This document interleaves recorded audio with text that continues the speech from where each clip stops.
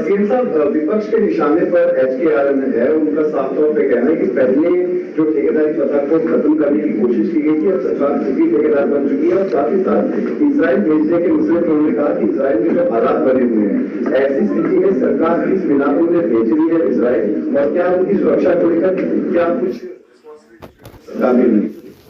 देखिए, पहली बात तो है कि अच्छी अच्छी चीजों को अपने निशाने पर वो रखे हैं, तो मुझे अच्छा लगता है।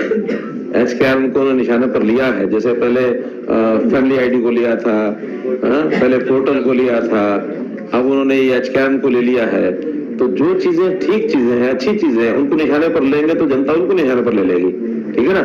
एचकेआरएन इन सब समस्याओं की निजात दिलाने के लिए हमने निगम बनाया है, और वो आज भी उसकी जो उपयोगिता है वो उनको समझ में नहीं आ रही है।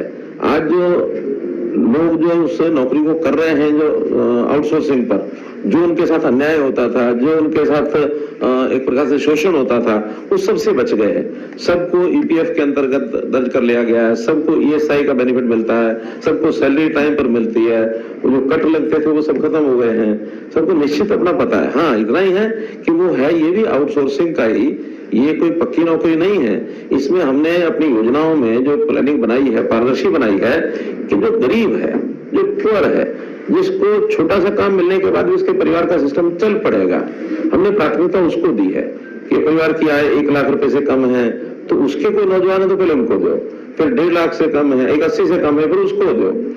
दूसरा, उसमें अच्छे जो क्वालिफाइड पढ़े लिखे लोग हैं उसके हिसाब से मार्क्स हैं, उनका रैंकिंग बनता है, रैंकिंग के हिसाब से जितनी जहां से आवश्यकता होती है उनको दे देते हैं। ये सबको पता है कि 1 साल के बाद फिर रिन्यूअल होगा इसका, जैसे आउटसोर्सिंग में होता है, तो सारा रिन्यूअल होता है, सब हिसाब से होता है, और ठेकेदारों से उनको मुक्ति दिलाई है। ये हमने कमिट किया था, हम ठेकेदारी प्रथा में से उनको बाहर निकालेंगे। अच्छा, शुरू में जो लोग नहीं आए थे, हमने ऑप्शन दी थी, जो इसमें आना चाहे आए भी, तो ठेकेदार के साथ जो काम करना है करता रहे। जो लोग उस समय नहीं आए थे, आज उनकी सिफारिशें हैं, दबाव है कि हमको भी एचकेआरएन में डालो, हमको एचकेआरएन में डालो, तो डिमांड हो रही है।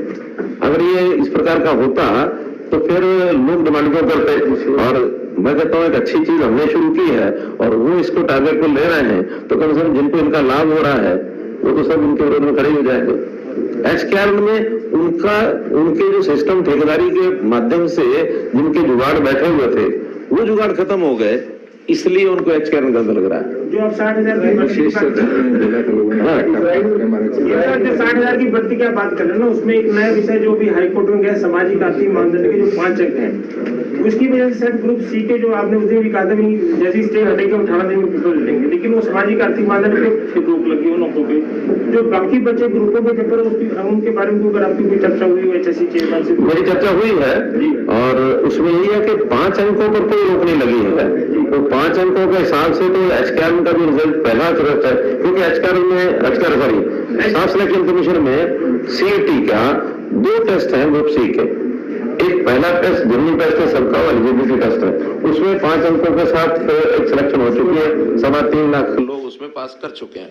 जो सेकंड टेस्ट है उसमें 2.5 अंक उनको मिलने थे, तो सेकंड टेस्ट में उन्होंने कहा कि इस 2.5 अंक का फैसला बाद में देंगे, अभी 2.5 अंकों के छोड़ के बाकी रिजल्ट बनाकर और आप लोग अपना रिजल्ट घोषित कर सकते हैं, पेपर ले सकते हैं और बाद में रिजल्ट भी घोषित कर सकते हैं। तो 2.5 अंक जो सबसे नीचे वाले होंगे उतनों का रिजल्ट रोकना होगा, क्योंकि अगर 2.5 अंक का बेनिफिट मिलता है कि नहीं मिलता है वो कोर्ट जरा डिसीजन करेगा। अगर नीचे वालों को 2.5 अंक का बेनिफिट मिल जाएगा तो 2.5 अंक ऊपर चले जाएंगे, और नहीं मिलता है तो जो ओरिजिनल 2.5 अंक या सारी लिस्ट है उस हिसाब से उनकी सेक्शन मानी जाएगी।